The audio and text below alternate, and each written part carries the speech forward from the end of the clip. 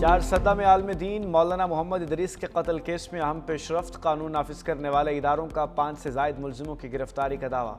مولانا کے mobile phone data سمیت اہم شواہد حاصل، ذرائع کے مطابق 50 سے زائد مشکوک افراد سے پوچھ گچھ۔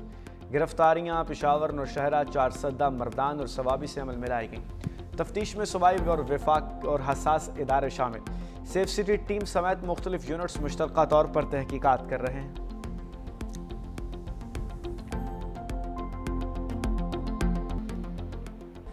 امریکی صدر دورہ چین مکمل کر کے وفد کے ہمراہ واپس روانہ۔ چینی وزیر خارجہ نے ڈونلڈ ٹرمپ کو رخصت کیا۔ دورے کے دوران امریکی صدر کی چینی صدر شی جن پنگ سے متعدد ملاقاتیں ہوئی، کئی معاہدوں پر دستخط، ایران سمیت کئی اہم امور پر تبادلہ خیال ہوا۔ ٹرمپ میڈیا سے گفتگو میں بولے کہ چین نے 200 بوئنگ جیٹس آرڈر کرنے پر اتفاق کیا ہے۔ چینی سرزمین پہ 2 سپر پاورز کی ملاقات۔ بیجنگ میں امریکی صدر ٹرمپ اور چینی صدر شی جن پنگ کی 1-on-1 ملاقات۔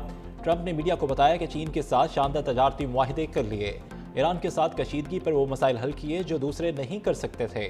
ایران کے معاملے پہ چین اور ہمارا موقف ایک جیسا ہے، نہیں چاہتے کہ ایران کے پاس جوہری ہتھیار ہوں۔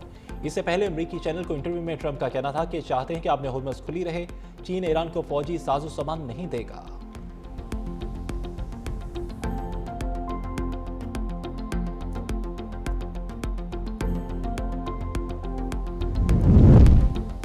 آبِ ہرمز سے گزرنے والے جہازوں پر ٹیکس نہیں ہونا چاہیے، امریکہ اور چین متفق۔ کہا کہ کسی بھی ملک کو آبِ ہرمز سے گزرنے والے جہازوں پر ٹیکس لگانے کی اجازت نہیں ہونی چاہیے۔ امریکی صدر ڈونلڈ ٹرمپ اور چینی صدر شی جن پنگ کی گریٹ ہال میں اہم ملاقات، دونوں رہنماؤں کی بات چیت 2 گھنٹے تک جاری رہی۔ شی جن پنگ نے کہا کہ چین اور امریکہ کے تعلقات میں استحکام پوری دنیا کے لیے اچھی بات ہے۔ دنیا اس وقت ایران تنازع اور عالمی سپلائی چین کے سنگین چیلنجز سے گزر رہی ہے۔ تائیوان کے مسئلے کو درست طریقے سے نہ سنبھالا گیا تو دونوں ملکوں میں تصادم ہوگا۔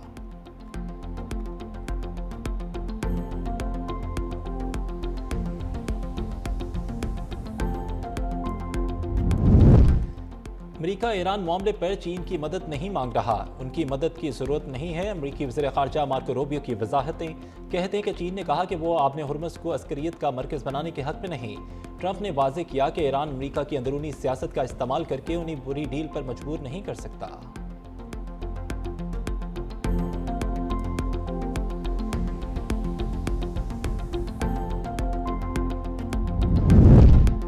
وزیراعظم شہباز شریف سے 11 رکنی چینی کاروباری وفد کی ملاقات۔ وزیراعظم نے صدر شی جن پنگ کی معتبرانہ قیادت میں چین کی شاندار ترقی کو سراہا اور کہا کہ وہ رواں ماہ کے آخر میں اپنے دورہ چین کے منتظر ہیں۔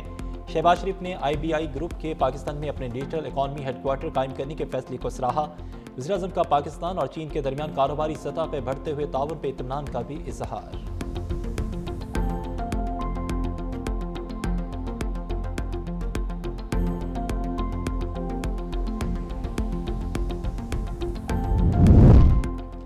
چیئرمین پاکستان پیپلز پارٹی بلال بھٹو زرداری آج کوئٹہ میں کئی بڑے منصوبوں کا افتتاح کریں گے۔ بلال بھٹو کا کوئٹہ کا دورہ شیڈول ہنگامی طبی امداد، ٹراما کیئر اور ماں اور بچے کی صحت، بنیادی طبی سہولتوں، حفاظتی ٹیکہ جات، صحت سے متعلق جدید ڈیجیٹل نظام، سرکاری ملازمین کی ہیلتھ انشورنس، ٹی بی کے علاج اور دور دراز علاقوں تک فوری طبی رسائی کو مضبوط بنانے سے متعلق شعبہ صحت کے 11 منصوبوں کا افتتاح کریں گے۔ اس سلسلے میں بلوچستان کے وزیر اعلیٰ ہاؤس میں تقریب کا آغاز شام 4 بجے ہوگا۔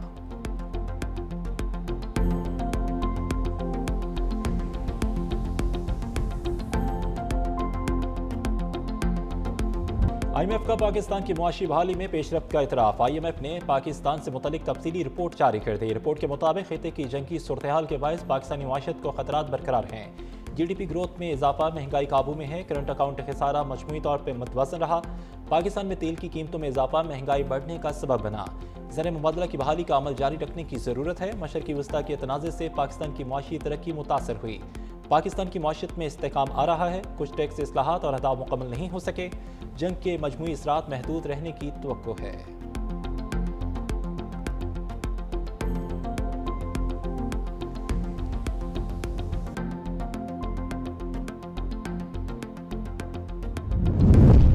وفاقی وزیر تجارت جام کمال خان کی APBUMA وفد سے اہم ملاقات۔ ہوم ٹیکسٹائل برآمدات میں اضافے کے لیے ہر ممکن حکومتی تعاون کی یقین دہانی۔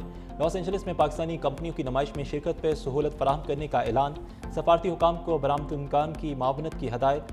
جام کمال خان کے مطابق نئی عالمی منڈیوں تک رسائی حکومت کی ترجیح ہے، جبکہ ایس ایم ایس کے مالی مسائل کے حل کے لیے اسٹیٹ بینک اور ایکسیم بینک کا اقدامات کر رہے ہیں۔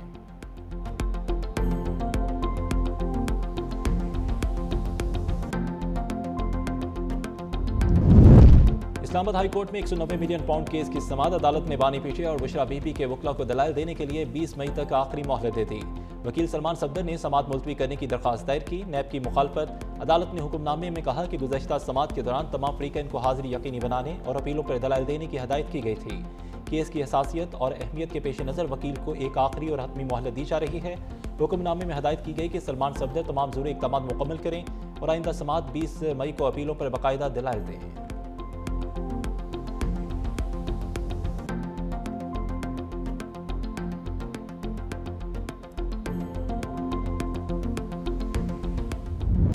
کراچی میں ڈرگ کوئن انمول اور پنکی کیس میں اہم پیش رفت، گرفتار ملزمہ کی نشاندہی پر سیشل میں فلیٹ پر چھاپے کے دوران 228 گرام کوکین برآمد۔ منشیات باتھ روم میں پلاسٹک تھیلیوں میں چھپائی گئی تھی۔ پولیس نے منشیات ایکٹ کے تحت نیا مقدمہ درج کر کے تفتیش شروع کر دی، جبکہ ملازمہ کے وکیل نے بغدادی اور درخشاں تھانوں کے مقدمات میں وکالت نامے جمع کرا دیے۔ موقف اختیار کیا کہ موکلہ کی طبیعت ناساز ہے اور اسے جیل بھیجنے کی استدعا کی جائے۔ پولیس بڑوں کا منہ کھلواتی ہے اور ڈرگ کوئن راز اگلنے لگے۔ کس نے کب اور کتنی رشوت لی، حقائق سامنے آنا شروع ہو گئے۔ سرکاری اداروں کے اہلکاروں پر کروڑ روپے رشوت لینے کا انکشاف۔ مختلف قانون نافذ کرنے والے اہلکار نیٹ ورک سے رابطے میں رہے۔ منشیات کنٹرول کرنے والے اداروں کے افسر پر متعدد بار گرفتاری کے بعد رشوت لے کے چھوڑنے کا الزام۔ سابق شوہر کے خفیہ اداروں سے تعلقات کا بھی اعتراف، اور ایک شخص کو مبینہ طور پر کراچی کا بدنام زمانہ کوکین ڈیلر قرار دیا۔ رپورٹ میں ڈی ایچ اے کے مختلف تھانوں کو رشوت دینے کا الزام۔ درخشاں، گزری اور بوٹ بیسن تھانوں کے نام بھی رپورٹ میں شامل۔ منشیات نیٹ ورک سے متعلق رپورٹ نے کئی نئے سوالات کھڑے کر دیے۔ پولیس کے مطابق انمول اور پنکی منشیات کا لین دین آن لائن کرتی تھی، نئے کسٹمر کے لیے منشیات مخصوص مقامات پر رکھواتی، ملزمہ کے شہر کے پوش علاقوں اور تعلیمی اداروں میں بھی منشیات کی ترسیل کرتی، اور پنکی کا شہر رکنی گینگ کام کرتا ہے۔ تحقیقات کمیٹی نے انکوائری مکمل کر لی۔ ڈی آئی جی ویسٹ نے 10 سے زائد افسروں اور اہلکاروں کے بیانات قلم بند کیے۔ جھوٹ، انتہا پسندی مودی اور گوڈی میڈیا کا وتیرہ بن گیا۔ فالس فلیگ کی مکروہ تاریخ رکھنے والے مودی حکومت کے گودی میڈیا کا پاکستان مخالف من گھڑت بیانیہ پھر بے نقاب ہو گیا۔ جلندھر میں ملٹری کیمپ کے باہر دھماکے کا الزام بغیر تحقیقات پاکستان پہ لگا دیا۔ دھماکے میں نام نہاد ملزم کو گرفتار کر کے تعلق پاکستان سے جوڑ دیا۔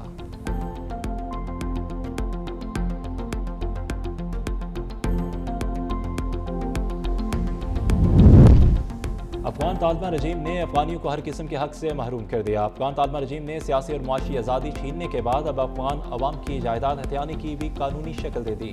طالبان رجیم نے رہائشی زمینیں سرکاری قرار دے کر ضبط کی اور شہریوں کو ہی دوبارہ فروخت کرنے کا سلسلہ شروع کر دیا۔ افغان جریدہ افغانستان انٹرنیشنل کے مطابق طالبان رجیم نے سرکاری قرار دی گئی رہائشی زمینوں اور جائیدادوں کی ضبطگی اور دوبارہ فروخت کا نیا قانون نافذ کر دیا۔ طالبان رجیم نے سرکاری جائیداد کے نام پر مختلف علاقوں میں ہزاروں ایکڑ نجی زمین ضبط کر کے اپنے نام رجسٹرڈ بھی کر لی۔